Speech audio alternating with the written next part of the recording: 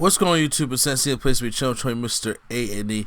Better you guys another Raw review. I apologize that I'm not here on my camera. Like I said, my camera had a little malfunction, but I have so much stuff to record today, so I do want to bring the Raw review out to you guys instead of waiting around for the camera, which will take a little bit longer because I'm like, okay, well, we'll just do some audio today. So, Raw is coming off the Royal Rumble, and we got both Royal Rumble winners is going to announce who they're going to face tonight at WrestleMania, and also the return of Edge. 9 years away from the ring, and I'm so happy to see Edge back. So I wonder what Edge is probably going to do for WrestleMania. But we start off Raw with Drew McIntyre coming out, and he's over like crazy. But I still like that tweener kind of role for him. And I mean, he makes it short and sweet that he's going to go challenge Brock Lesnar at WrestleMania. That's a match that I do want to see. I remember I used to be hardest on Drew McIntyre, calling him the biggest waste of money back in 2009. But in 2020, Drew McIntyre is where it's at. Carl Anderson and Luke Gallows, the OC, come out, and they are trying to pick a fight with Drew McIntyre. And he says, I'll take on both of you. So he goes and beats up Carl Anderson and Luke Gallows, and you know what?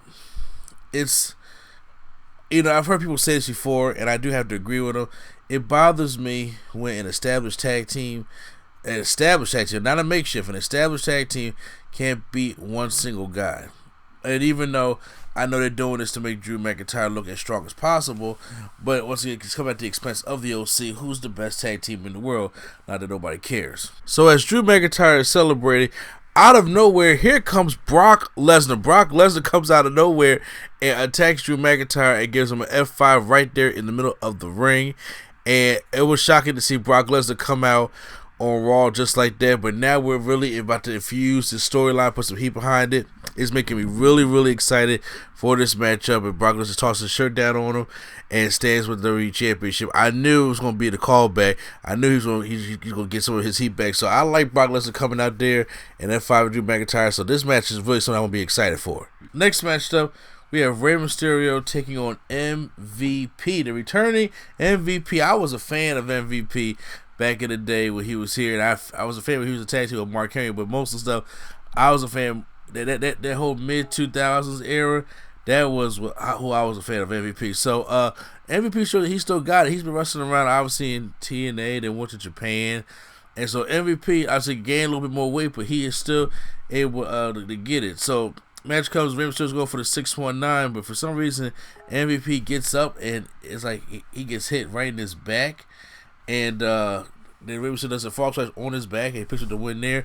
Kind of sloppy ending. Don't know why he got up. I guess it was a miscue or something like that, but Rey Mysterio picks up the win. Aleister Black is out next to go against Kenneth Johnson, who was in the CWC, got eliminated in the first round all them years ago. But basically, he's in there, Black Max and Kenneth Johnson, like he sold it like death, and Aleister Black wins. And Aleister Black gets on the microphone and says, after the Royal Rumble, I got eliminated, and I'm not going to blame nobody. There's going to be no Buddy Murphy blame. No Monday Night Messiah, Seth Rollins blame. He blames himself. And he said, I've been waiting for people to come knock on my door, pick a fight with me. Well, he said, now I'm going to come to you. So I was like, okay, that's pretty good. I actually like that. Next up is for a match for the Tag Team Championships as Seth Rollins and Buddy Murphy come out to the ring. And we're going to have a tag team match with Samoa Joe and Kevin Owens. Samoa Joe comes up to the top of the stage and says, well, we're not coming down there. Where's AOP at? Then Seth Rollins shows AOP on the screen backstage, where Samoa Joe makes the comment saying, well, not that we don't work in a company where you can record things, the cameras are rolling all day, so that this could have been recorded earlier. So then Seth Rollins says, you calling me a liar? Well, say something to Kevin Owens, and say something to Kevin Owens, and then so Kevin Owens says, hey, so you're telling me they're right there backstage live in that area? He says, yeah, okay, thanks for letting us know. Then the Viking Raiders come and take out AOP, so now it can be a legit 2-on-2 contest. Samoa Joe seamlessly gets hurt in the middle of the match from a dive. I hope it's not a legit injury or a whole storyline, which leaves Kevin Owens there by himself, which he gets rolled up by his basketball shorts, and they lose the match. But obviously, this is not going to be the end of this whole rivalry. United States Championship rematch, which I don't understand why Humberto's getting a rematch, but it's Humberto Carrillo taking on Andrade from the Royal Rumble for the United States Championship. Match was what it was, doing pretty good. But this time, Selena breaks up the pin when Humberto he sees when he's going to win it and gets him disqualified, which keeps the belt on Andrade, and then Humberto just snaps after he starts beating down Andrade, and then peels up the mat off the floor, gives him a hammerlock DDT on the floor. Most aggression we have seen by Humberto since he has arrived here. Selena's all crying. Obviously, this is to write Andrade off because he violated the wellness policy, so he's suspended for 30 days. But I'm like, if that's the case, you could just gave Humberto the title yesterday and then had Andrade come back and win his title again. Or you could have Humberto win it and then Rey Mysterio take it from Humberto and then have Andrade come back for Mysterio for WrestleMania. Ta-da-da. But who books like that, right? Charlotte comes out. She's going to reveal who she's going to be facing. Backstage, Becky Lynch just cut a promo saying that, if Charlotte does choose her, that it may not be the first time, but it will definitely be the last time. I've definitely heard that being said a lot of times. But Charlotte comes out and lets everybody know that she's going to gloat a little bit because she's the queen and she has a right to. But then Asuka comes out, the Kabuki Warriors come out, and then she starts cursing her out in Spanish, and then Charlotte's like, "Are you challenging me?" And then they start beating her up in the middle of the ring. So we get an Asuka versus Charlotte matchup, which these two go put on good matches anyway. So they have a pretty decent matchup. As Charlotte gets the figure 8 on Asuka, and she's going up to the corner, Kairi Sane comes out of nowhere with the insane elbow on the Charlotte while she's in the bridge position, which causes disqualification. And they keep beating down on Charlotte, but then Charlotte eventually does fight back and gives Kairi Sane a big boot as the Kabuki Warriors do retreat. Eric Rowan is up next, taking on a job right now with Barton Vance. Doesn't last long, gives him a front drop kick, a tackle on the outside, Iron Claw. We don't even get to see him the cage, whoever's in the cage bite him again, or somebody go peek into the cage. It's a normal squash match, so I think they're trying to break the monotony up a little bit with that. Maybe the big reveal comes at WrestleMania. Liv Morgan is now getting her final chance to take on Lana, with both Bobby Lashley and Rusev banned from ringside. So this match is dead. Nobody is caring about this match at all. We are in a dead hour of Raw.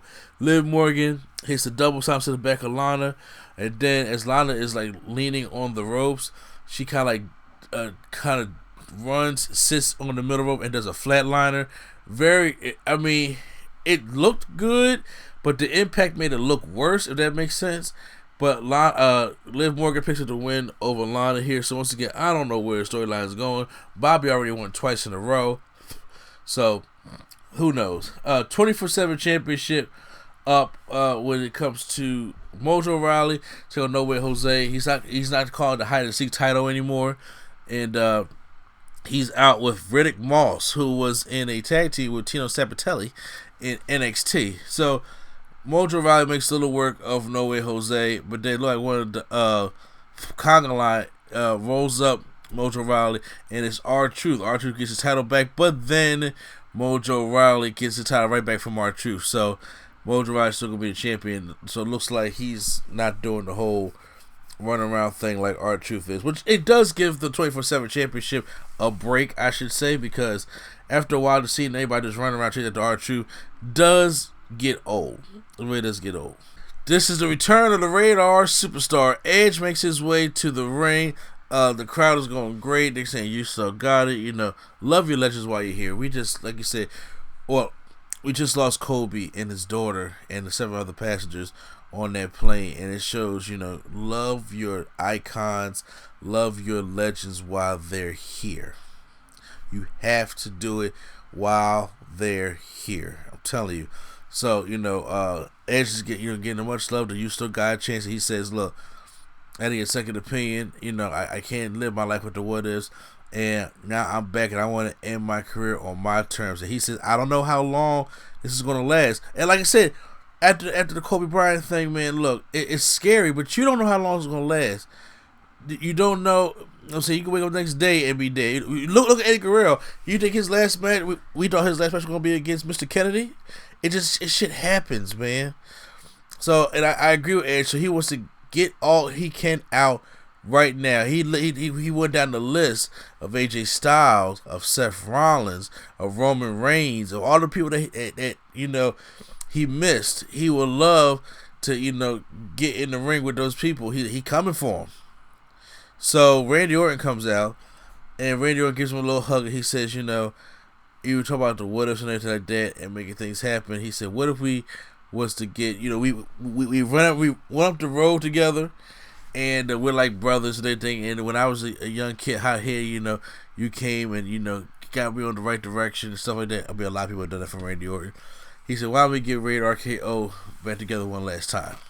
And everybody's cheering and saying yes, yes, yes. And then Randy Orton looks down and then gives Edge an RKO out of nowhere.